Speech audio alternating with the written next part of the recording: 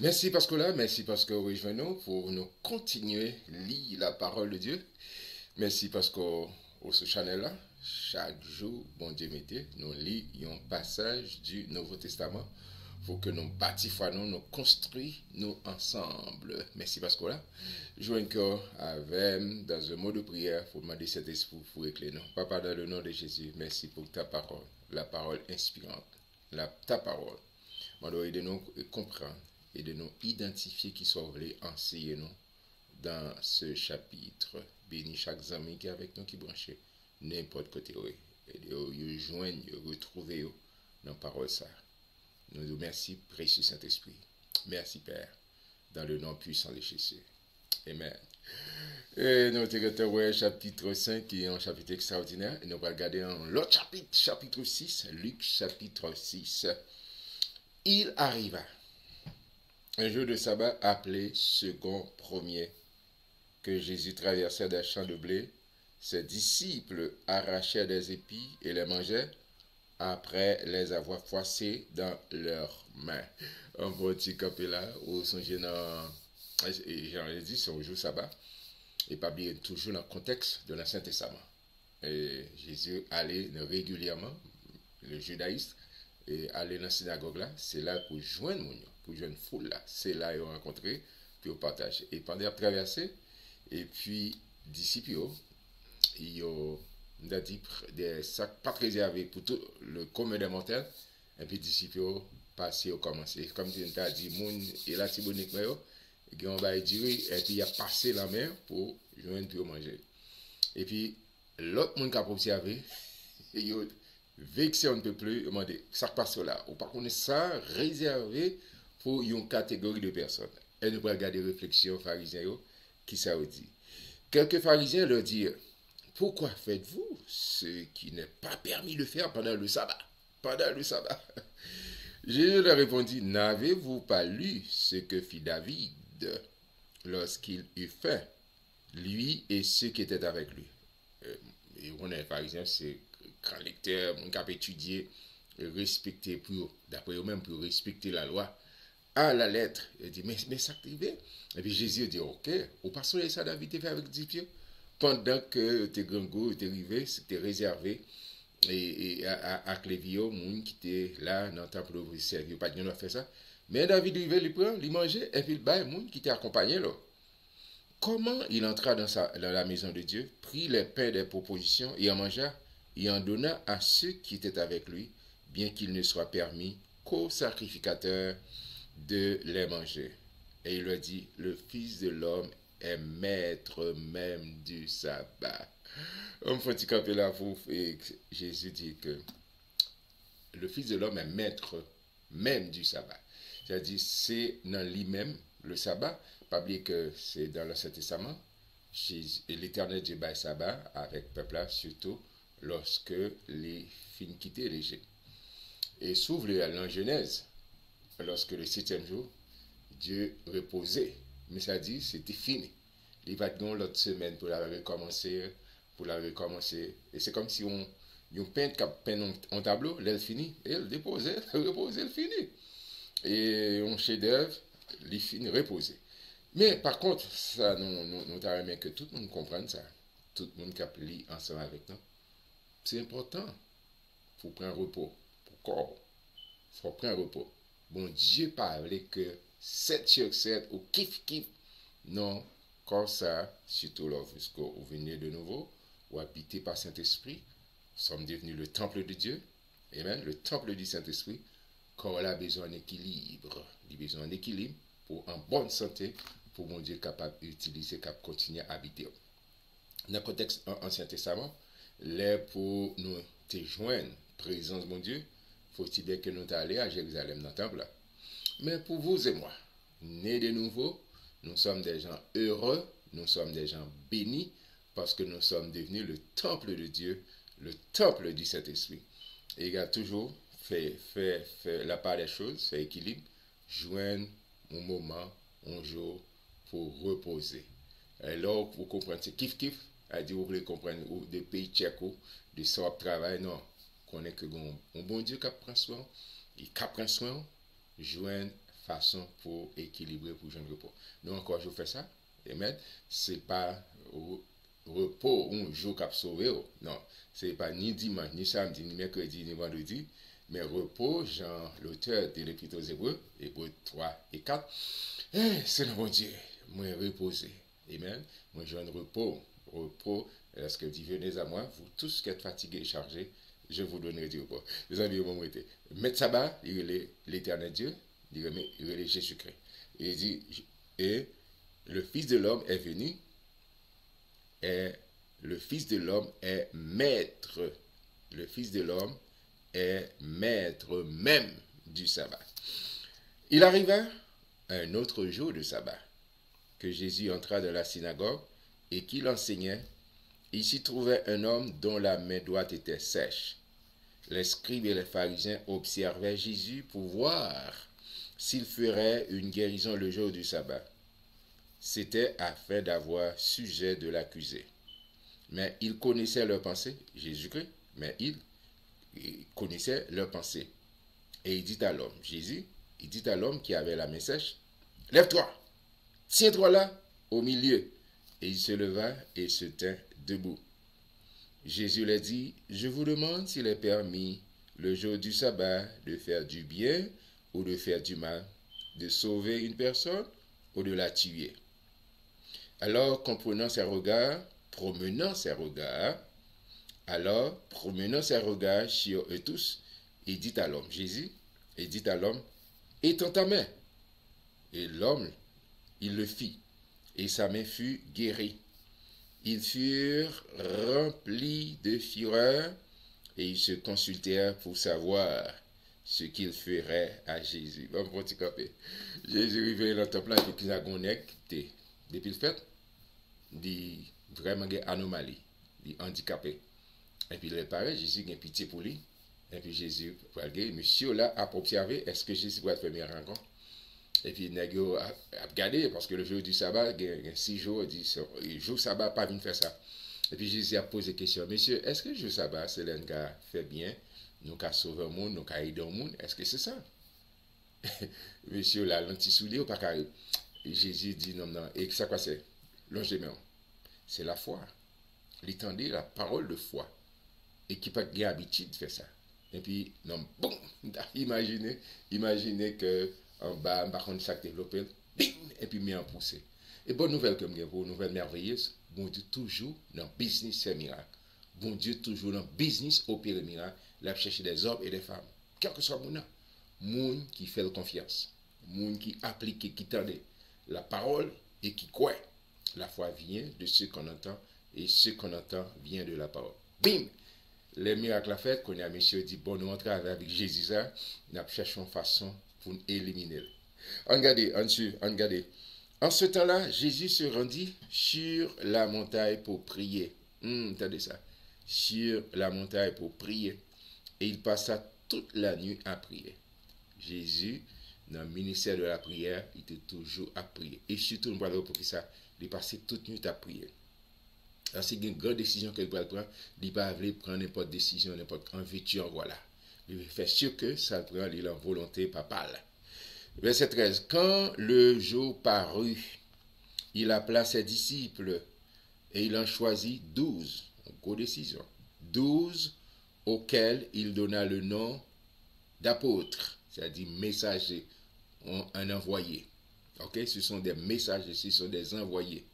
C'est ça Paul veut dire. Simon, qu'il nomme Pierre, qu'on connaît, André, son frère, Jacques, Jean, Philippe, Barthélemy, Matthieu, Thomas, Jacques, fils de Zébédée, Simon, appelé le Zélote, Jude, fils de Jacques, et Judas l'Iscariote qui devint traître. C'est choix des 12 apôtres, des 12 disciples, qui sont des messagers, des prédicateurs, pour continuer, perpétuer, pour que l'évangile a fait chemin. Il descendit avec eux et s'arrêta sur un plateau où se trouvait une foule de ses disciples et une multitude de peuples de toute la Judée, de Jérusalem et de la contrée maritime, de Tyr et de Sidon. Ils étaient venus pour l'entendre et pour être guéris. de leur maladie. Attention, songez ça. Ils étaient venus pour l'entendre. La foi vient de ce qu'on entend, et ce qu'on entend vient de la parole de Dieu. La foi vient de ce qu'on entend. Ces gens-là, ils étaient venus pour entendre et pour être guéris de leur maladie. C'est-à-dire, prenez toujours ça, ces principes-là, tendez la parole à partir du entendement fort construit et là fort construit ou prêt pour recevoir. Et c'est ça qu'on fait là, chaque matin. Chaque matin, nous là ensemble, nous construit foi nous, nous bâti foi nous, lorsque nous tendons la parole, lorsque nous étions accrochés à la parole, et puis nous construisons pour que nous soyons capables de recevoir guérison que mon Dieu, par contre, quel que soit le domaine, parce que le miracle n'est pas seulement guérison, il y a dans la santé, émotionnellement, dans le mariage, dans tout domaine, dans l'aspect de la vie, mon Dieu intéressé. Il est venu pour tendre et puis recevoir guérison de toute quelle que soit maladie. D'accord? Ceux qui étaient tourmentés par des esprits impurs étaient guéris. Amen. Et toute la foule cherchait à le toucher parce qu'une force sortait de lui et les guérissait tous. Le Saint-Esprit. Le Saint-Esprit qui habitait par que le jour quand il t'a baptisé, il recevoir du Saint-Esprit. Et bon, depuis même dans Saint-Esprit, Jésus recevait Saint-Esprit. Même pour sortir de Jésus de Nazareth à Jésus-Christ, le Messie, celui qui est loin. Et une transposition qui fait sortir de Jésus de Nazareth à Jésus-Christ, le Messie. C'est là qui recevra toute autorité, tout pouvoir. Et c'est extrêmement. Et chaque monde a essayé de toucher parce que les touché, il y a une force qui sortit de lui, qui recevra son Dieu. Dans Marc chapitre 5, nous voyons ça, la nouvelle Marc, femme perd des sang, juste toucher Jésus. Il dit, moi, je n'ai pas besoin, Jésus parle avec moi, depuis que je touche Rob, je connais ma guéri. Amen. C'est extrêmement important. Et c'est ça nous relève dans Matthieu chapitre 5, 6 et 7, c'est sur la montagne, et Luc a apporté aussi. Verset 20. Alors, Jésus, levant les yeux sur ses disciples, et dit, heureux vous qui êtes pauvres, car le royaume de Dieu est à vous. Heureux vous qui avez faim maintenant, car vous serez rassasiés. Bon, faut-il camper dans le verset 20. Et en plus de fois, nous-mêmes, comme Haïtiens, et bon, qu'on est Jean l'évangile a été entré, et sous Pétion, un paquet, et surtout, été fait dans le sud. Les gens qui transmettent l'évangile là, c'est pas des gens qui ont fait formation, qui ont une grosse formation, et puis ils ont traduit, ils ont interprété la Bible mot par mot, et puis ça vient développer une mentalité qui est vraiment erronée de sa parole, mon Dieu. Lorsqu'il dit heureux les pauvres en esprit, il ne pas parler de pauvreté et économie, mais il a parlé de humilité. C'est l'idée de l'humilité, quel que soit mon nom devant mon Dieu ou son pitié. D'accord? Quel que soit le niveau doctorat au côté gain, quel que soit le niveau de position, niveau social, économique, devant mon Dieu ou son pitié. C'est ça. C'est pour descendre devant mon Dieu. Lors d'arriver devant mon Dieu, quel que soit mon goya, ou son pitié, ou son misérable, faut qu'on ça ouille.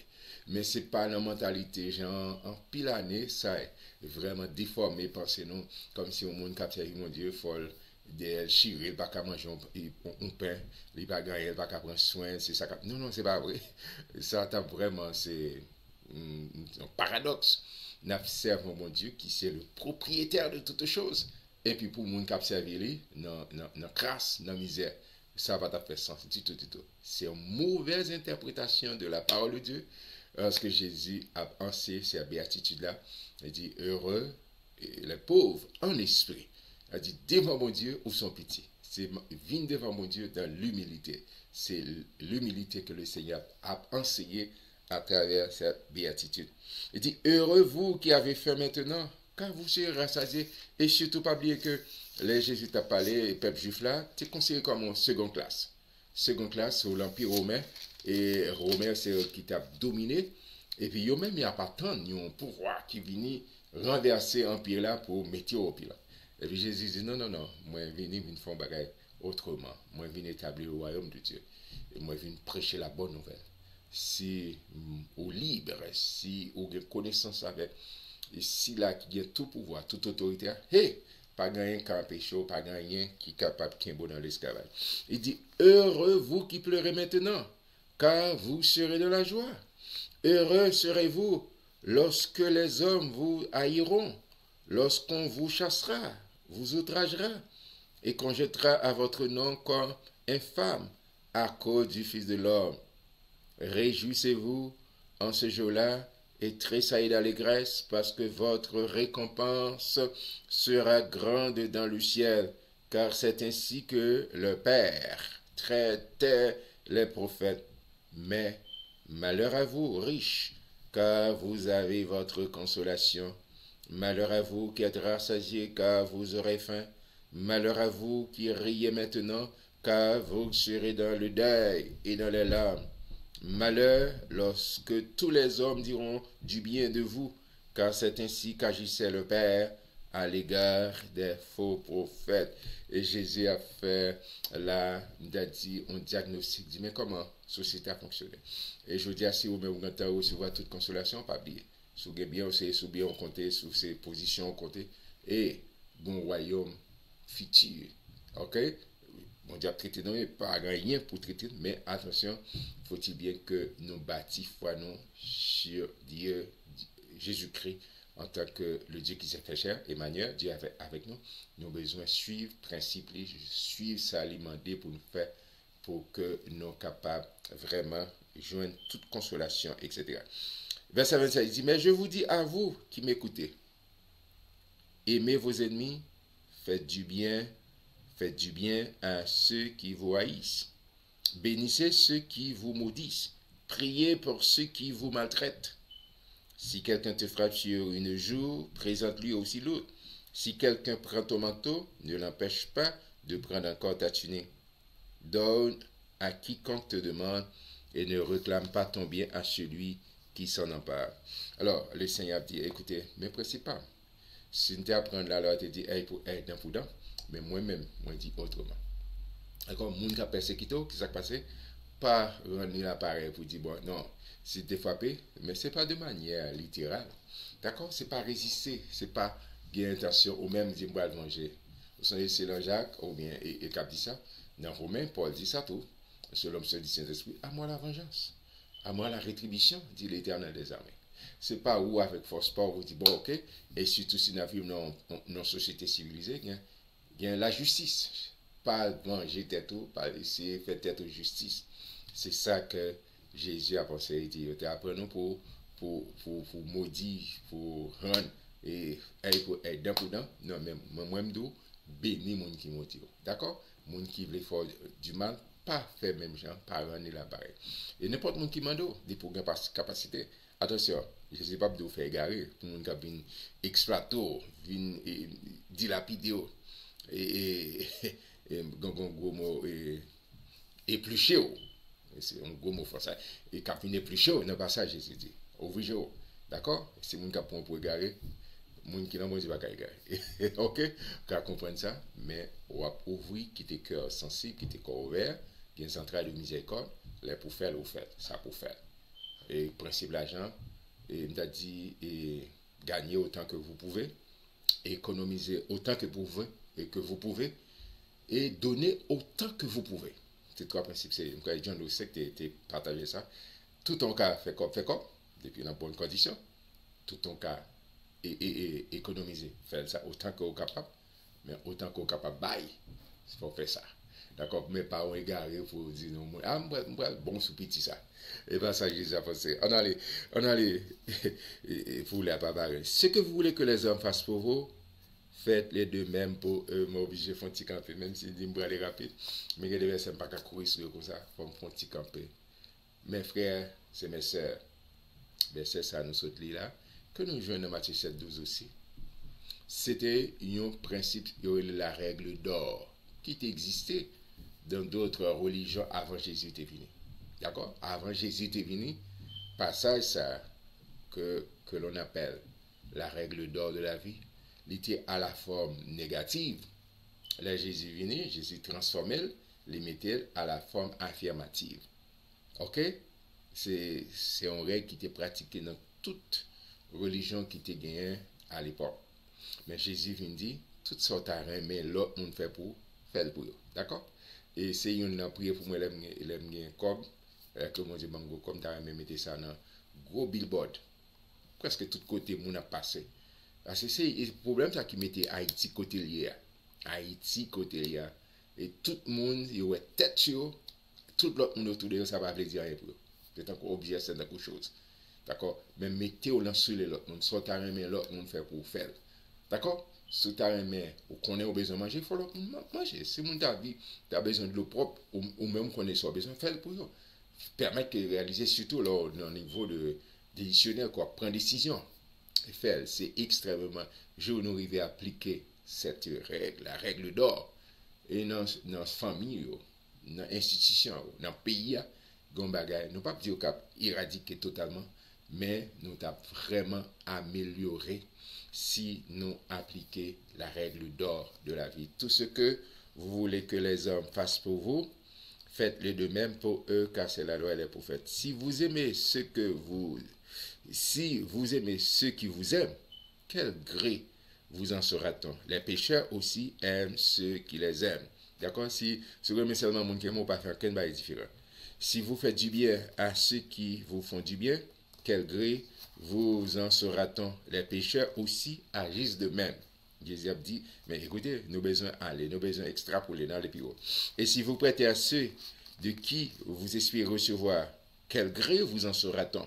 Les pécheurs aussi prêtent aux pécheurs afin de recevoir l'appareil. Mais aimez vos ennemis, faites du bien et prêtez sans rien espérer, et votre récompense sera grande. Et vous serez filles du Très-Haut, car il est bon pour les ingrats et pour les méchants. Soyez donc miséricordieux comme votre Père est miséricordieux. Le Seigneur a demandé pour nous entrer, mettons dans soulier l'autre là. Mettons dans soulier l'autre là. Pas nous garder tête. On dit, ok, ça fait garde. Non, mettons dans soulier l'autre monde. C'est comme ça, bon Dieu voulait que nous construisons. D'accord? Ça va pas t'arrêter pour, pas où elle souhaite. Nous toujours dit ça avec les gens qui sont proches. Et ça va pas t'arrêter pour pas, si il y a une imagination, mais révoquer avec parole de Dieu. Pas même quitter ça dans la bouche. D'accord? Parce que les bagages sont arrivés au monde, au cas dans propre chambre ou après jouir, et puis bon Dieu change, il frappe la porte.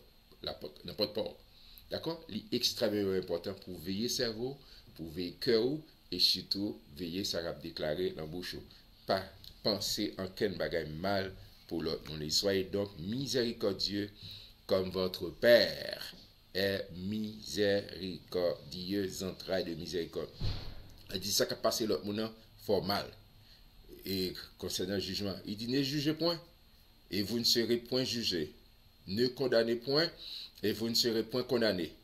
Absorbez, et vous serez absous. Donnez, et il vous sera donné. On versera dans votre sein une bonne mesure, serrée, secouée, et qui déborde, car on vous mesurera avec la mesure dont vous serez servi. En plus, il a utilisé ce verset seulement dans le domaine de l'argent, il a fait dîme, offrande. Non, mais c'est dans tout aspect, dans la vie. Sauf avec mesure comme mesurer l'autre monde, avec mesure. D'accord? C'est sous le monde traite bien, comme ça pour faire traiter le bien. Sous pas le monde piche quand un petit tout, pas piche quand un petit tout. Sous pas le monde fort bagaille qu'on est qu'à blesser, fait effort pour pas faire ça. Parce que avec mesure comme mesurer l'autre monde, ça qu'a privé. Mais ça arrive tout les ou même au bail bon Dieu. D'accord? Mais meilleure façon, c'est parole mon Dieu. Lorsqu'on remplit cœur avec parole mon Dieu, qu'est-ce qui s'est passé? Bing! L'absouti, la baille des dons, va déborder parce que parole mon Dieu remplit cœur. Et verset 39, il leur dit aussi cette parabole. Un aveugle peut-il conduire un aveugle? Ne tomberont-ils pas tous deux dans une fosse? Le disciple n'est pas plus grand que le maître, mais tout disciple accompli sera comme son maître. Nous voulons autant que Jésus. Suivez maintenant. Tendez parole, pas seulement tendez, mais appliquez parole. Pourquoi vois-tu la paille qui est dans l'œil de ton frère et n'aperçois-tu pas la poutre qui est dans ton œil? Pas ni garder l'autre monde voyer toi et puis garder tête. Ou comment peux-tu dire à ton frère, frère, laisse-moi ôter la paille qui est dans ton œil, toi qui ne vois pas la poutre qui est dans le tien. Mais gros pied ma poids, mon pas même et puis c'est l'autre monde. Jésus est hypocrite. Ôte premièrement la poutre de ton œil, et alors tu verras comment ôter la paille qui est dans l'œil de ton frère. Ce n'est pas pour un bon arbre qui porte du mauvais fruit, mais un mauvais arbre qui porte du bon fruit. Amen. Car chaque arbre se connaît à son fruit. On ne cueille pas des figues sur des épines, et l'on ne vendange et pas des raisins sur des ronces. C'est pas quoi causer capteur. L'homme bon tire de bonnes choses du bon trésor de son cœur, et le méchant tire de mauvaises choses de son mauvais trésor, car c'est de l'abondance du cœur que la bouche parle. Bon, pour un petit peu, mais si tu as marché sous moi, l'Europe, beaucoup de monde, tendez-le qu'à parler. Leur tendez-le qu'à parler, ça qui passe, ou à prendre ça qui passe dans le cœur. D'accord?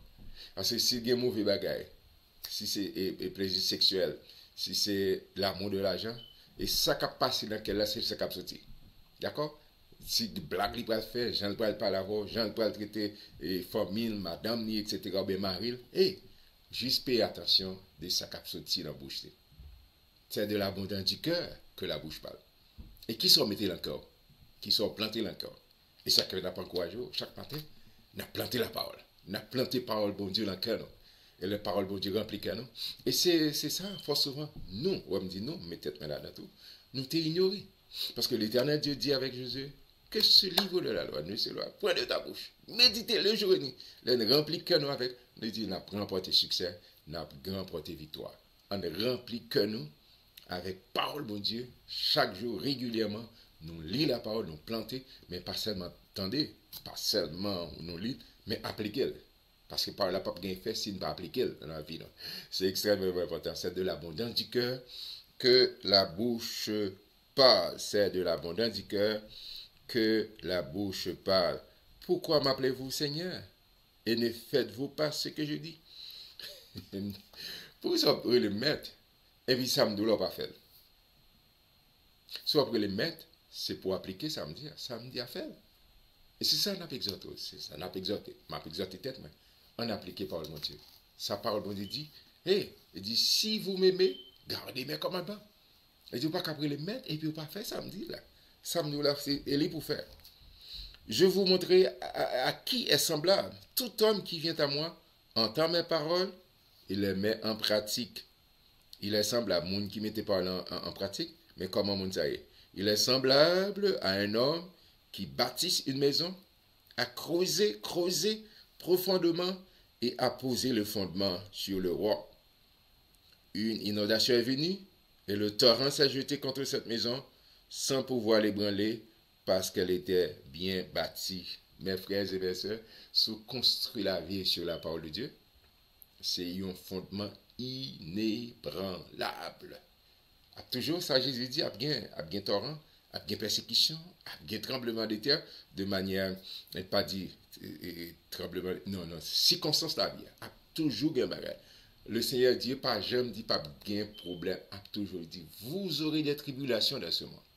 Vous, pas ça, rien de doute dans ça. C'est sûr à bien. C'est sûr à bien. Mais si là, vous fondez sur masse solide, là, qui c'est la parole fait chair, songez, Jean dit pas tout de littérature. Au commencement était la parole. La parole était avec Dieu. La parole était Dieu. Et cette parole est venue habiter parmi nous, pleine de grâce et de vérité. Bâtir la vie sur la parole, sur Christ. Et les gens une grosse tempête, une grosse inondation, ou inébranlable. Tempête venue ou inébranlable. Parce que fondé sur le roi. Et c'est ça qu'on a exhorté pour construire, vivre sur la parole de Dieu. Mais l'opposé tout aussi vrai, c'est deux bâtisseurs. Jésus présenté. Il y a un qui bâtit sur le roi, sur Jésus-Christ, et il y a un qui bâtit sur le sable. Vivant passé, rapide, plop. Vous songez le tremblement de terre, 12 janvier 2010. Grand paquet, c'est erreur de construction de terrain. Parce que pas bâti sur un terrain qui est solide, ou bien il y a une façon genre construction est faite, il collapse, il tombe. Elle s'est appelé que pour la vie, construit sur le roc solide, sur Jésus-Christ, quel que soit vent, quelle que soit forme, magnitude là, vous êtes solide parce qu'on fondé la vie, on fondé sur le roc solide. dernier verset, il dit, mais celui qui entend et ne met pas en pratique est semblable à un homme qui a bâti une maison sur la terre, sans fondement. Le torrent s'est jeté contre elle, aussitôt elle est tombée. Et la ruine de cette maison a été grande. Amen, amen, amen. Pas bâti sur le sable, bâti sur le roc, sur Jésus-Christ. C'est ça la parole. Nous, on était vraiment contents. Monsieur, qu'on apprécie, moi-même, j'enjoy, moi, réjoui de chapitre là. Nous avons besoin encore de M. Dieu. Et pour chapitre 7, restez positif, restez accrochés à la parole de Dieu, restez et bâtis sur le roc solide qui c'est Jésus-Christ.